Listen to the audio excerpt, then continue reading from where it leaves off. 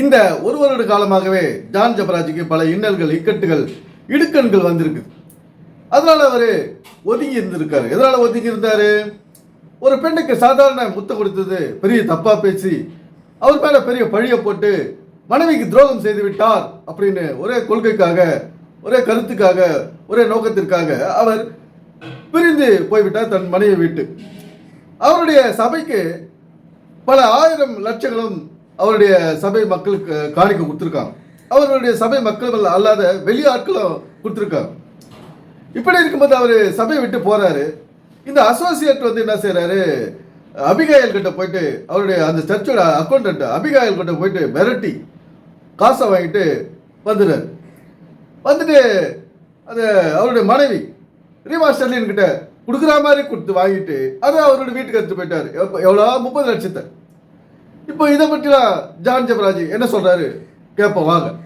நல்ல கவனிங்க. இந்த பிரச்சனை பண்ணுற அன்னைக்கு நம்ம ஏற்கனவே சபைக்காக கிட்டத்தட்ட 87 லட்ச ரூபா நம்ம வச்சிருக்கிறோம். அந்த 87 லட்சத்தில் கிட்டத்தட்ட 55 சம்திங் லட்சங்கள் வந்து நம்ம வந்து கட்டடத்திலும் சில பொருட்கள் வாங்குவதிலும் செலவிட்டு விட்டோம். கட்டட தொகை, கட்டட ஃபண்ட் வந்து என் கையில் வரவே இல்லை. ₹1 கூட நான் ரிசீவ் பண்ணல. வந்தது எல்லாமே சர்ச் அக்கௌண்ட்டுக்கும் அக்கௌண்டன்ட் கையிலையும்.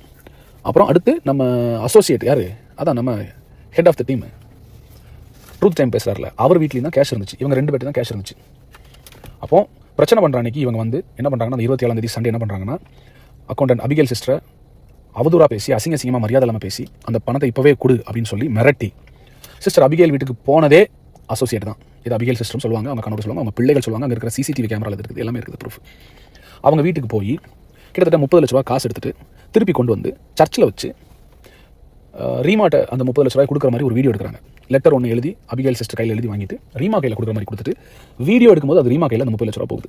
ஆனால் 30 லட்சமா 28.5 லட்சமான்னு தெரியல, எனக்கு 28 நினைக்கிறேன் நான். பட் கிட்டத்தட்ட 30 லட்சம் ரீமா கையில் அந்த தொகையை அவங்க கொடுக்குற மாதிரி கொடுத்துட்டு அதை வீடியோ எடுத்துட்டு அதுக்கப்புறம் அதை வாங்கி லாக்கரில் வைக்கிறாங்க, சர்ச் லாக்கரில் வச்சுட்டு.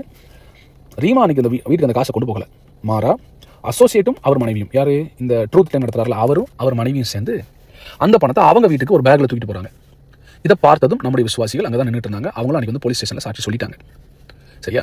ஸோ இவங்க அந்த காசை தூக்கிட்டு வீட்டுக்கு போகிறாங்க. என் கேள்வி, சபை ஜனங்கள் என்ன நம்பி சபை கட்டுறதுக்காக கொடுத்த அந்த தொகையை நீ எதுக்கு உன் வீட்டுக்கு கொண்டு போகிற? சரி, சபை கட்டுறது காசு நீ தூக்கிட்டு போனேன். இது எல்லாரும் சர்ச் ஜனங்கள் கவனிக்கணும். எவ்வளோ பெரிய மனசாட்சி இல்லாத ஒரு துரோகின்றதை நீங்கள் எல்லாரும் கவனிச்சுக்கணும். ஏற்கனவே என் குடும்பத்தில் கேம் விளாண்டு சபை ஆட்கள்ட்டையும் எனக்கு தெரியாமல் பேசி, என்னுடைய நண்பர்கள் ஊழியக்காரங்கட்டையும் இந்த பிரச்சனை நடக்கிறதுனால 2 மாதங்களில் பேசி எல்லாரும் எனக்கு விரோதமாக திருப்பி விட்டதுக்கு பின்னதாக என்னை தனிமையில் வச்சு என்னை அட்டாக் பண்ணுற ஒரு பெரிய நரி தான். அதாவது இது என்ன சொல்கிறது, இது வந்து ஒரு தந்திரமான நரி. இது என்னை தனிமைப்படுத்தி என்னை அட்டாக் பண்ணுற ஒரே எண்ணத்தில் தான் இது வந்து ஒரு வேலை செய்கிறார். கவனிங்க, வேலை செய்யும்போது அந்த பணத்தை இவங்க வீட்டுக்கு கொண்டு போயிட்டாங்க. பாக்கி பணத்தை நம்ம பில்டிங்லையும் திங்ஸ்லையும் போட்டோம். என் கையில் ₹1 நான் எடுக்கல. இதுக்கு அக்கௌண்டன்ட் சாட்சி, என் சபை ஜனங்கள் சாட்சி, எல்லாருமே தெரியுது. நான் ₹1 கூட பில்டிங் ஃபண்ட்லேருந்து ₹1, நாட் ஈவன் ரூபி, ஒரு பெண்ணி கூட எடுக்கல. இவனுக்கு காசு எடுத்துகிட்டு போயிட்டு பசங்களை வச்சு இந்த சபை பில்டிங்க்கு காசு கொடுத்துருப்பாங்களே அந்த லிஸ்ட் எடுத்து எல்லாருக்கும் ஃபோன் பண்ணி, பாஸ்டர் எங்களுக்குலாம் காசை திருப்பி கொடுத்துட்டாரு, நீங்கள் அவரை காசை திருப்பி வாங்குங்க, நீங்கள் கூப்பிட்டு கேளுங்க, உங்களுக்கு கிடைக்கலையா? நான் சொல்கிறேங்க, இயேசுவை ஆராதிக்காத ஒரு நான் பிலீவர் கூட அந்த விஷயத்தை செய்ய மாட்டாங்க. நான் ஒரு இஸ்லாமிய குடும்பத்தில் பிறந்தவன், எனக்கு ஹிந்து ஃப்ரெண்ட்ஸ் இருக்கிறாங்க, எத்தனையோ மற்ற மதத்தில் நண்பர்கள் இருக்காங்க. அவங்க கூட இந்த அளவுக்கு ஒரு மனுஷனை வேதனைப்படுத்துவாங்கன்னு தெரியல. அவ்வளோ வேதனைப்படுத்துறாங்க. நீ எல்லா ஜனங்களும் எனக்கு ஃபோன் பண்ணி காசு கேட்க ஆரம்பிச்சாங்க. நான் சொன்னேன், என்கிட்ட காசு இல்லை, காசு அவங்க தான் தூக்கிட்டு போயிருக்காங்க, உங்கள்ட்ட தான் கொடுத்த நீங்கள் தாங்க. அசோசியேட் நீங்கள் நின்று சர்ச்சில் நீங்கள் கொடுத்த டைத்தெல்லாம் திருப்பி கேளுங்க அவர்கிட்ட. அசிங்கமாக இல்லை உனக்கு? நீங்கள் கொடுத்த டைத்தெல்லாம் திருப்பி கேளுங்க, நீங்கள் கொடுத்த ஆஃபரிங்லாம் திருப்பி கேளுங்க. அவர் உங்கள் பணத்தில் தான் வாழ்ந்துட்டு இருக்காரு. யார் பணத்தில் வாழ்றா? கர்த்தர் என்ன போஷித்தார். யாரும் பணத்துக்கு உரிமை கொண்டாட முடியாது. ஏன்னா அவங்களுக்கு கொடுத்ததான் ஆண்டவர் தான், கொடுக்க சொன்னதான் ஆண்டவர் தான். எனக்கு மென்டல் டார்ச்சர் கொடுத்தாங்க. ஸோ இந்த பணத்தை ஜனங்கள் எனக்கு ஃபோன் பண்ணி நீங்கள் எங்களுக்கு தரணும்னு சொல்லி எனக்கு பிரச்சனை பண்ணி, அப்புறம் நான் ஒரு சில பெரிய அமௌண்ட் கொடுத்தவங்கள்ட்ட பேசி கொஞ்சம் எனக்கு டைம் கொடுங்க. அப்போ கூட நான் இவங்களை காட்டி கொடுக்காம எனக்கு ஒரு சின்ன லேண்ட் ஒன்று வாங்கியிருந்தேன். அந்த லேண்டை விற்று அந்த லேண்டில் இருக்கிற காசை என்ன செஞ்சிடலாம், இந்த காசு கொடுத்த ஆட்களுக்கு கன்ஸ்ட்ரக்ஷன் பில்டிங் ஃபண்டு கொடுத்தவங்களுக்கு கொடுத்தலாம்னு சொல்லி அந்த லேண்டை நான் விற்க போவேன். அது விற்கிறதுக்கு ஒரு புரோக்கர்ட்ட பேசினேன். அந்த புரோக்கர் லேண்ட் அளந்துட்டு இருக்கிறார். அவருடைய பேர், அவர் ஒரு ஊழியக்காரர் தான் சார், வலன் சொல்லிட்டு, வலன் அரசு அவர் பேர். ஏன்னா எதுக்கு எல்லாம் சொல்கிறேன்னா, நான் ஏதோ போய் சொல்கிறேன் நீங்கள் நினச்சிடக்கூடாது. அவர் பேர் வலன் அரசு. அவர் வந்து நான் நினைக்கிறேன் காரமட பக்கத்தில் ஏதோ ஊழியம் பண்ணிட்டு இருக்காரு. அவர் அந்த புரோக்கர் வேலையும் அவங்க பண்ணுறாங்க, லேண்ட் புரோக்கிங் பிஸ்னஸும் பண்ணுறாரு. அவர் லேண்ட் அவர் அளந்துட்டு இருக்கும்போது அங்கே வந்து நின்று இந்த அசோசியேட் வந்து நின்று இந்த லேண்டை விற்கக்கூடாது. ஏண்டா நீ are you professionally trained to kill someone? ஒருத்தனை கொலை செய்வதற்காக நீ வந்து வளர்க்கப்பட்டவனா? நீ ஒருத்தனை வந்து இல்லாமல் ஆக்குறதுக்கு. நீங்கள் இந்த ஆடியோ கேட்குற எல்லாரும் நான் சொல்கிறேன், என்னை ஒரு டாக்டர் செக்அப் பண்ணிட்டு கேட்டார், உங்களுக்கு எப்படி ஸ்ட்ரோக் வராமல் இருந்துச்சு, இவ்வளோ டென்ஷன், ஹைப்பர் டென்ஷன், இவ்வளோ ப்ரெஷரில் உங்களை ஃபுல்லாக யூடியூப்ல உங்கள் வீடியோ ரிலீஸ் பண்ணுறாங்க, காசு கட்டு மிரட்டுறாங்க, இன்னொரு பக்கம் ஒரு பையனை வெட்டு உன்னை கொலை பண்ணுறேன்னு சொல்கிறாங்க, சபையை நிறுத்திட்டானுங்க, உங்கள் மனைவிக்கு உங்களுக்கு இந்த சின்ன மிஸ் அண்டர்ஸ்டாண்டிங் அவன் பயன்படுத்தி உள்ளே பூந்து பெரிய பிரச்சனையாக்கி பெர்மனெண்ட்டாக பிரிச்சு விட்டுருக்கான், இவ்வளோ அவன் பண்ணியிருக்கான். எப்படி சார் நீங்கள் இருந்தீங்க? என்னுடைய ப்ரெஷரை செக் பண்ணிட்டு கேட்டார், உங்களுக்கு நேரம் ஸ்ட்ரோக் வந்திருக்காங்க, ஹார்ட் அட்டாக் வந்திருக்காங்க, நீங்கள் எப்படி இருந்தீங்க? நான் சொன்னேன், என்னை ஆண்டவர் காப்பாற்றினார். பலதரப்பட்ட மக்கள் காணிக்கையாக கொடுத்த காசை ஒரே ஆளா அசோசியேட் அந்த ட்ரூத் டைம் எடுக்கிறவர் வீட்டுக்கு எடுத்துகிட்டு போயிட்டார். அவருடைய மனைவியும் பேக்கில் வச்சு லட்சங்களை வீட்டுக்கு எடுத்துகிட்டு போயிட்டார். வீட்டுக்கு எடுத்துகிட்டு போயிட்டு மற்ற மக்களையும் ஏவி விட்டார். ஜான் ஜெபராஜ் எங்களுக்கெல்லாம் காசு கொடுத்துட்டாரு, நாங்கள் பில்டிங் ஃபண்டு கொடுத்தோம், காணிக்கை கொடுத்தோம், அதெல்லாம் காசு எங்களுக்கு திருப்பி கொடுத்துட்டாரு, நீங்களே கேளுங்க, இது எந்த இடத்துல நடக்கும் பாருங்க. இந்த அநியாயம் அக்கிரமா யாருங்க செய்வாங்க பாருங்க, யாருன்னா செய்வாங்களா? இது வரைக்கும் நம்ம கேள்விப்படல. ஆனால் இந்த காலகட்டத்தில் இதனால் நம்ம கேள்விப்படுறோம். இந்த அசோசியேட் ட்ரூத் டைம் எடுக்கிறவர் இப்படியெல்லாம் அவதூறு பரப்பி ஜான் ஜெபராஜ் வெளியே வெட்டிட்டு அவருடைய பாக்கெட்டை காலி பண்ணுற அளவுக்கு போகிறார். யாரு? இந்த அசோசியேட்டு ஜான் ஜெபராஜுடைய பாக்கெட்டை சுத்தமாக காலி பண்ணணும். அவருடைய பைசாவை மற்ற பேங்க் பேலன்ஸ் கூட இருக்காது, அவரை தெருவில் நிற்க வைக்கணும்னு ஒரு எண்ணத்தோட மக்களை ஏவி விட்டு போய் காசு கேளுங்க. இவங்களும் உங்களுக்கு திருப்பி கொடுத்துட்டாரா, நாங்களும் வாங்கிடுறோம் சரி சொல்லிட்டு சில பேர் ஃபோன் பண்ணியிருக்காங்க. என்ன இது அவர் இப்போ ஜான் ஜெபராஜ் எவ்வளோ ஆச்சரியமாக இருக்கும் பாருங்க, ஒரு அதிர்ச்சியாக இருக்கும். கொடுத்த காசை போய் கேட்குறாங்களே, பில்டிங் ஃபண்டுக்காக நான் அதை ஒரு பைசா கூட எடுக்கல, அந்த காசை வந்து யாரும் எடுத்துகிட்டு போயிட்டாங்க, இப்போ நான் திருப்பி கொடுக்க வேண்டியதாகுதுன்னு சொல்லிட்டு சரி அப்படியே கொடுக்கலாம் அப்படின்னு சொல்லிட்டு தன்னுடைய சொந்த நிலத்தை ஜான் ஜெபராஜ் பல விதத்தில் வருமானம் வந்திருக்குது, அதை வச்சு ஒரு நிலம் வாங்கியிருக்கிறார், ஒரு இடம் வாங்கியிருக்கிறார், அதை விற்றுட்டு நம்ம கொடுத்துருவோம்னு சொல்லிட்டு போய் அந்த இடத்த விற்கிறதுக்கு வலன் அரசு என்ற ஒரு அவருடைய தெரிஞ்சவரோட போயிட்டு அந்த நிலத்தை விற்க போகிறாரு.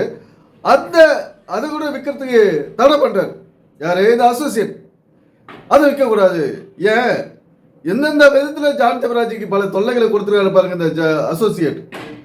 ஏன் ஒரு வெறி பிடித்த செயல் இப்படியெல்லாம்? ஒரு மனுஷனா இல்லையே, மனித தன்மையே இல்லையே, எல்லாத்துலேயும் பிரச்சனை பண்ணுற ஒரு மனநிலை எழுந்தோன்னா நிற்கிற இந்த அசோசியேட்டு இந்த மாதிரி ஜான் ஜெபராஜை பல விதத்தில் இங்கே நெருக்கிறாரு இந்த அசோசியேட். அப்போ என்ன செய்யுது? ஒரு காணிக்கை கொடுத்த காசை திருப்பி கேட்குறாங்கன்னா கிறிஸ்தவரோட மனநிலை எப்படி இருப்பாரு? நம்முடைய காசெல்லாம் அங்கே வீணாக போச்சு. இந்த காசெல்லாம் கஷ்டப்பட்டு கடவுளுக்கு தானே நம்ம காணிக்கை கொடுக்குறோம் அப்படின்னு சொல்லிட்டு நாம எடுத்துமே கொடுக்குறோம். அந்த காசை எப்படி பந்து விளையாடுறாங்க பாருங்க. ஒரு ஏழை இன்னைக்கு சாப்பிடாத தெருவில் படுத்திருக்காங்க, ஆனால் கடவுளுக்காக நீங்கள் காசு கொடுக்குறீங்க. இன்னைக்கு அந்த காசெல்லாம் எந்த ஆச்சு பாருங்க. அந்த கட்டிடங்கள் சூறையாடப்பட்டு போச்சு. இப்படியெல்லாம் வந்து ஜான் ஜெபராஜோட வாழ்க்கையில் நடக்குது. இதுக்கெல்லாம் ஒரு நியாயம் வேணும், நீதி வேணும். ஏன்னா இதெல்லாம் சும்மா விடுறதுக்கு முடியாது. ஜான் ஜெபராஜை பல பேர் பல விதமாக பேசுறதுக்கு அதுக்கும் இதுக்கு ஒரு தீர்வு வந்தே ஆகணும். இது வந்து கோர்ட்டுக்கு போனாலும் போகலாம், ஒன்றும் தப்பு கிடையாது. இவங்களெல்லாம் கோர்ட்டில் நிற்க வச்சு கேள்வி கேட்கலாம், ஒன்றும் தப்பு கிடையாது. ஆனால் கடவுள் ஒருத்தர் இருக்கார், இயேசு ஒருத்தர் இருக்காருன்னு எல்லாரும் நினைக்கணும். மனுஷன் எந்த விதத்திலும் நம்ம தப்பு செஞ்சிடலாம், அடுத்த மனுஷனை நம்ம கஷ்டப்படுத்திடலாம், குடும்பப்படுத்திடலாம் அப்படின்னு நம்ம நினைக்கிறோம். ஆனால் நம்ம 1000 வழி, நமக்கு 1000 வழி அடுத்தவனை கஷ்டப்படுத்துறதுக்கு தெரிஞ்சா கடவுளுக்கு லட்ச வழிகள் தெரியும் நம்மளை கஷ்டப்படுத்துறதுக்கு. ஏன்னா இதெல்லாம் மனுஷன் கொஞ்சம் உணர்ந்து பயந்து இந்த உலகத்தில் வாழணும். அடுத்த மனுஷனை தொடர்றதுனால யோசிக்கணும், அடுத்தவனை போயிட்டு கஷ்டம் கொடுக்கக்கூடாது. இந்த வேதமானது எல்லாத்தையும் வெறுக்குது, இவ்வளோ காரணத்தையும் வெறுக்குது. இந்த வேதமானது ஒரு கட்டடத்தை கட்டிக்கோ, அங்கே போய் காணிக்க போடு, அதுக்கு அதை வந்து ஒரு பிரச்சனைனா இப்படியெல்லாம் வீணாக போட்டோம் அப்படின்னு அதுக்காக இந்த காணிக்கை போடுன்னு சொல்லுது. இந்த காணிக்கைக்கோ கட்டிட சபைகளுக்கோ இந்த வேதமானது முக்கியத்துவம் தரவில்லை. இயேசு கிறிஸ்து அதை முக்கியத்துவப்படுத்தி இந்த உலகத்திலே வரவில்லை, வாழவில்லை, உயிரோடு இழவில்லை. என்ன அவருடைய நோக்கமெல்லாம் ஒரு தனி மனிதன் இங்கே சந்தோஷமாக சமாதானமாக இருக்கணும். கட்டிட சபையில் போயிட்டு காலை விட்டுட்டு நம்ம கஷ்டப்பட்டு கடகாரன் ஆவது அவருக்கு பிடிக்காத வேலை. யாருக்கு? இயேசு கிறிஸ்து. இவ்வளவு பாடுகள் பட்டதெல்லாம் எதுக்காக பட்டாரு? மரித்தாரு, உயிர்த்தெழுந்தார். எதுக்காக? ஒரு தனி மனித சுகமாக இருக்கணும், சொந்த வீடோட கடன் இல்லாத வாழ்க்கை வாழணும். அதுக்காக இதெல்லாம் நடந்தது. பைபிள் இதெல்லாம் எழுதி வச்சுக்குது. இதுலலாம் இப்போ நம்ம உயிர் தெழுந்தார்ன்றது நம்ம பார்க்குறோம். அவர் மரித்தார், காரணம் என்ன, அதனுடைய ஆழம் என்ன, அர்த்தம் என்ன, ரகசியம் என்ன, மறைபொருள் என்ன நமக்கு தெரிஞ்சாதான் அது நம்ம நம்ம அதன்படி வாழ முடியும். இதெல்லாம் யாருமே சொல்லலையே. அது ஒரு கதை போல தானே சொல்லிக்கிறாங்க, அது ஒரு கற்பனை கதை போல தானே சொல்லிக்கிறாங்க, அது நடந்த நிகழ்ச்சியாகவே தானே சொல்லிக்கிறாங்க. அந்த நிகழ்ச்சிகளுக்கெல்லாம் ஒரு காரணம் சொல்லலையே, அதனுடைய மறைபொருள் சொல்லலையே, அதில் இருக்கிற ரகசியங்களை நமக்கு சொல்லலையே. அப்படி இருக்கும்போது நம்ம இப்படி தான் மனுஷனுக்கு பின்னால் போயிட்டு நம்முடைய காசு காலத்தையும் நேரத்தையும் வீணடிச்சுக்கிட்டு இருப்போம். இந்த அசோசியேட் வந்து ஜான் ஜபராஜ் என்ன பண்ணிடலான்னு பார்க்குறாரு, ஆனால் முடியாது. நான் ஒரு நல்ல விஷயத்தை ஜான் ஜபராஜுக்கு சொல்கிற மாதிரி இருக்கு. ஜான் ஜபராஜ் இனிமேல் செய்ய வேண்டியதை நான் சொல்கிறேன், இனிமேல் என்ன செய்யணும் அப்படின்றத நான் சொல்கிறேன். இதை செஞ்சால் அவருக்கு நிம்மதியான வாழ்க்கை இருக்கும். இப்போது இந்த கட்டிட சபைகளை கர்த்தர் விரும்பலை, அது வேதமும் அதுக்காக எழுதப்படலை. ஏன்னா சபை என்பது நம்முடைய சரீரம் தான் சபை. ஒவ்வொருவரும் ஒரு சபை, அந்த சரீரமாகிய சபையை நம்ம சரியாக பார்த்துக்கணும். அதுதான் இங்கே நடக்க வேண்டிய வேலை. ஜான் ஜபராஜுக்கு இனிமேல் என்ன செய்யணும்னா, கட்டிட சபைகளை நம்ம கட்டணும், அங்கே மக்களை கூட்டிக்கணும் அப்படின்ற ஒரு ஆசையை விட்டுடணும். ஏன்னா அந்த எண்ணத்தையே அழிச்சிடணும். அதுக்கு தான் இதெல்லாம் நடக்குது. எதுக்கு இது நடக்குது எவ்வளோத்தையும், இதெல்லாம் மக்களுக்கு ஒரு பாடத்தை கற்பிக்க தான் இந்த விஷயம்லாம் நடக்குது. கட்டளைய ஆணையின் பேரில் கட்டளையின் பேரில் இதெல்லாம் நடக்குது. இப்போ ஜான் ஜபராஜுக்கு பாட்டு திறமை, நடன திறமை, பேச்சு திறமை, மற்ற மக்களை என்கரேஜ் பண்ணுறதுக்கு, அது என்டர்டெயின் பண்ணுறதுக்கு அவருக்கு திறமை இருக்குது. அதை வச்சு பாட்டு பாடணும், அது வேணாம் சொல்லலை.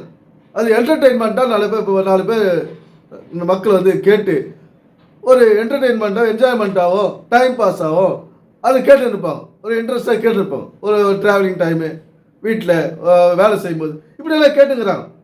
அது மாதிரி செஞ்சுட்டு போங்க. திரும்ப இந்த கட்டட சபையை கட்டிக்கின்னு வந்தால் இந்த அசோசியேட் போல பல பேர் இருக்க தான் செய்வாங்க.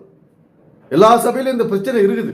ஏன்னா எல்லா சபையிலும் இந்த பிரச்சனைகள் இருக்குது. ஆங்காங்கே அவன் குமுறிக்கின்னு இருக்கான், ஐயோ காணி காசு கொடுத்து நம்ம வீணா போயிட்டோமே அப்படின்னு சொல்லிட்டு. அதனால் இந்த வேதமானது கட்டிட சபைகளை வெறுக்குதுன்னு நான் பல வீடியோவில் சொல்லிங்கன்னு, அது நிஜம். அதை மாற்ற யாராலும் முடியாது, மறுக்கவும் முடியாது. ஏன்னா அது வந்து கர்த்தரே சொன்னா தான் அதை நீங்கள் நம்பப்படுது. நான் ஒரு மனுஷனாக சொல்கிறேன், அதை நீங்கள் பல பேர் நம்புறது இல்லை. அப்படியா, அது எப்படி நம்ம சர்ச்சைக்கு போகாது இருக்கிறது, அது எப்படி பாஸ்டர் நம்ம காணிக்க கொடுக்காது இருக்கிறது, அப்படி தசம்பா கொடுக்காது எப்படி நம்ம இருக்கிறது, இப்படியெல்லாம் வந்து மக்கள் நினச்சிக்கிறாங்க. ஆனால் இந்த கட்டிட சபையை கர்த்தர் வெறுக்கிறார். அதனால் ஜான் ஜபராஜ் சபையை கட்டணும், அங்கே போய் பாஸ்டர் பண்ணணும், பாட்டு பாடணும், பிரசங்கம் பண்ணணும் நினைக்காதீங்க. இந்த பிரசங்கம்லாம் நீங்கள் கொடுக்குற பிரசங்கம்லாம் ஒன்றுத்துக்கு உதவாத பிரசங்கம், யாருக்கும் நம்ம ஒரு பயணம் கிடையாது. ஏன்னா இந்த உலகத்தில் நீங்கள் பண்ணீங்கன்னா, இப்போ உங்களை போல மோகன்சி லாஸ்டஸ் இருக்கிறாரு, பால்தனர் இருக்கிறாரு, எவ்வளோ பிரசங்கம் பண்ணியாச்சு. யாருக்கும் இந்த உலகத்தில் ஒரு பிரச்சனைக்கு ஒரு தீர்வு கிடைக்கல. வியாதிக்கு ஒரு தீர்வு கிடையாது, வறுமைக்கு ஒரு தீர்வு கிடைக்கல. எல்லாம் கஷ்டப்பட்டு உழைச்சி முன்னேறது தான் உண்மையாக நிஜமாகுது. அதுக்கு மக்களை விட்டுடுங்க, அடிமைப்படுத்தாதீங்க. கட்டிட சபையில் மக்களை அடிமைப்படுத்தாதீர்கள், கட்டி வைக்காதீங்க. சபையை கட்டி ஒரு கட்டிட சபையை கட்டி மனுஷனை அதுக்குள்ளே கட்டி வைக்காதீர்கள். அதனால நீங்க பாட்டு திறமை இருக்குது, எல்லா திறமையும் உங்களுக்கு இருக்குது. அதனால் கடவுள் ஒரு கிஃப்ட் உங்களுக்கு கொடுத்துருக்காரு. அதை நீங்கள் வந்து ஆடியோவை மியூசிக்காக போட்டு என்டர்டெயின் பண்ணுங்க மக்களை. அது அப்போ ஒரு பிரச்சனை நடக்காது. பண்ணிட்டு உங்களுடைய குடும்பத்தோட முடிந்த அளவுக்கு சமாதானம் வரும். அவ்வளோதான் நான் சொல்ல முடியும் இனிமேல். ஏன்னா இது வந்து பெரிய விஷயமாயிடுச்சு. இனிமேல் வந்து முடிந்த அளவுக்கு உங்களால் முடிந்தால் அந்த குடும்பத்தோடு சமாதானமாக, இதுவே நான் சொல்லும் ஜான் ஜபராஜுக்கு அறிவுரை. எனவே சிந்திப்போம், செயல்படுவோம். நன்றி, வணக்கம் நண்பர்களே.